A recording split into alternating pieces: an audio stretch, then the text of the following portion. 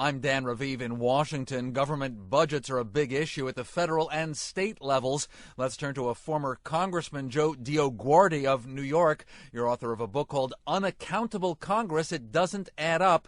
And to you, it is all about the numbers. I would say so, and let's not forget that I am the first practicing certified public accountant ever elected to the House or Senate. You know, what used to be, it's the economy stupid, I now say it's the numbers stupid, because we have a budget process that's based on a Mickey Mouse accounting system called the cash basis, Dan. That's the system you use to balance your own checkbook at home. When you write a check, it's an expense.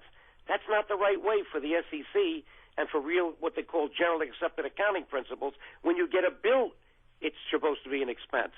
When it becomes a liability, it's supposed to be an expense.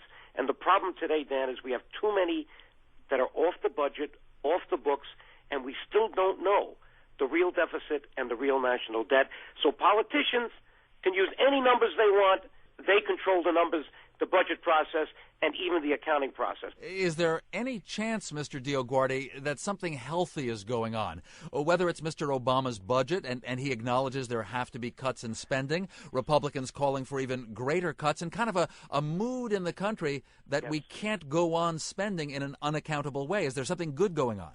Absolutely. We need to have more attention to this. It was like Egypt.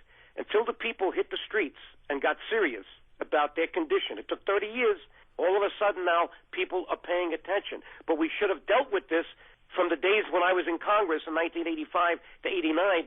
In those days I was worried when Reagan had a budget deficit in 1 year of $200 billion. Now it seems like we can have $1.5 trillion every year, and people are now getting concerned. Are you a Republican or a Democrat? I'm a Republican, but this is not a partisan issue. We're spending money we don't have.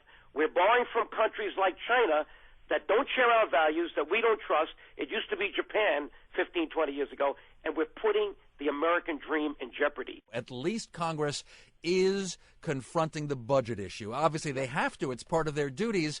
But how are they doing it? They're off for a week because of the holiday, and then giving themselves about 4 days till a continuing resolution expires. The government might shut down. You've got all kinds of issues. The continuing resolution for fiscal year September 30th, 2011. You've got the budget, which now has to be responded to, Obama's budget for fiscal year 2012. And by the way, he's projecting another budget deficit of $1.5 trillion. And then you've got this debt ceiling. So this is now going to be a battle royale. I don't think we should shut down the government, but I had a solution. Bring that resolution to have the debt limited up every month on the Senate floor.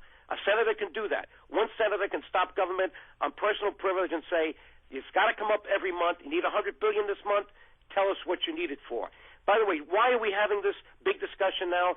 There's a gun to the head of Congress. You know what that gun is? Moody's and Standard & Poor's.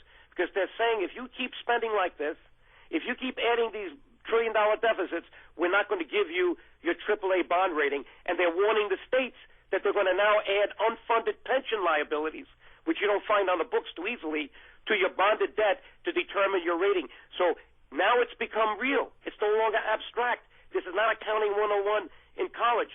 If you get a bond rating that's lower, that means your interest rates go up. God forbid interest rates or inflation goes up the way it was under Jimmy Carter when the prime rate was 21% because the inflation rate was 18, 19. Let's say it goes to 10%. You may be talking about $1 trillion in interest. That's a pretty big tax. Contending we'd all pay for that. That's an accountant, a Republican former congressman from New York, Joe DioGuardi. A lot more from him at truthingovernment.org. I'm Dan Raviv, CBS.